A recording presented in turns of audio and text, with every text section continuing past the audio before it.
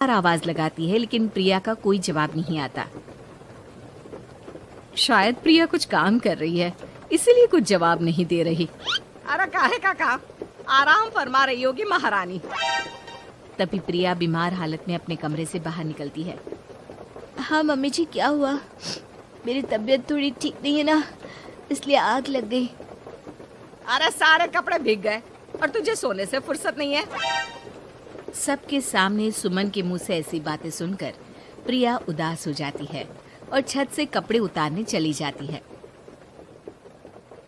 सुमन, ये क्या बात हुई? प्रिया ने बताया ना कि उसकी तबीयत ठीक नहीं, इसलिए उसकी आंख लग गई। तुम भी ना खामखा उसे सबके सामने सुना दिया।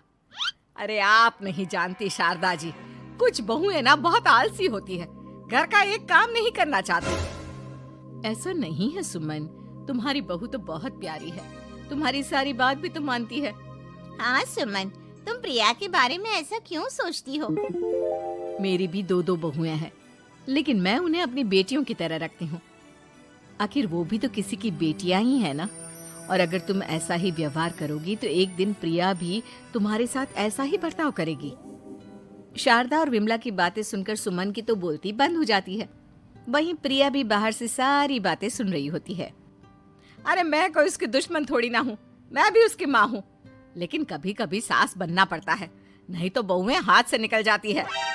देखो सुमन, ये सब सोच का फर्क है। अगर तुम ये सोचोगी तो कभी प्रिया को अपनी बेटी नहीं बना पाओगी। इतना कहकर शारदा और विमला वहां से चली जाती हैं और सुमन अकेले बैठकर उनकी बातें सोचने लगती है। अगले दिन प्रिया और दीपक अपने कमरे में बैठकर बात कर रहे होते हैं और सुमन उनके कमरे के बाहर कुछ काम कर रही होती है और उन दोनों की बातें सुन लेती है। दीपक, तुम्हें पता है हमारे पड़ोस में जो शारदा आंटी है ना, बहुत अच्छी हैं। अच्छा, ऐसा क्या हो गया जो तुम्हें वो इतनी अच्छी लगने लग गई? कुछ खास नहीं, बस कल जब मम्मी जी मुझे सबके सामने सुना रही थी तो शारदा आंटी ने मेरा साथ दिया। मैं तो सच में हैरान ही रह गई थी जब उन्होंने मम्मी जी को मुझसे ऐसा बर्ताव करने के लिए मना किया। अच्छा, फिर क्या हुआ? होना क्या था, शारदा आंटी तो मम्मी जी को समझा ही रही थी कि बहू को भी बेटी की तरह ही रखना चाहिए, लेकिन मम्मी जी तो मम्मी जी है ना, उन्हें तो मुझ में हमेशा कमी ही दिखती है। काश मुझे भी शारदा आंटी जैसी सास मिली होती जो मुझे भी अपनी बेटी जैसी समझती। सुमन ये सब सुनकर बहुत उदास हो जाती है और वहां से चली जाती है। प्रिया की बातें सुमन के कानों में बार बार गूंज रही थी। उसे बहुत शर्मिंदगी महसूस हो रही थी कि उसने प्रिया के साथ बहुत गलत किया है। अगले दिन सुमन शारदा और विमला को बुलाती है।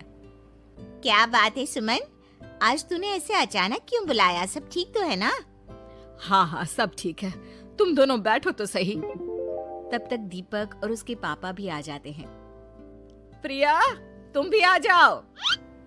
क्या हुआ मम्मी जी, आपने बुलाया? हाँ प्रिया बेटा, मैं आज सबके सामने तुमसे माफी मांगना चाहती हूँ।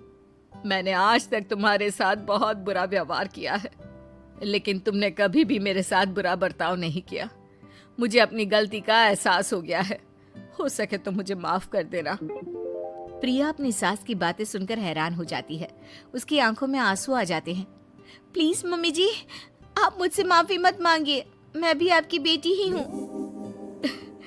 वैसे एक थैंक यू तो मेरी नई सहेली को भी बनता है, जिसकी वजह से मुझे मेरी गलती का एहसास हुआ।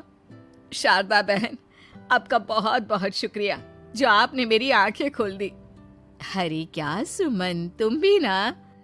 तो फिर इसी बात पर चाय और पकोड़े हो जाए? हाँ हाँ, क्यों नहीं।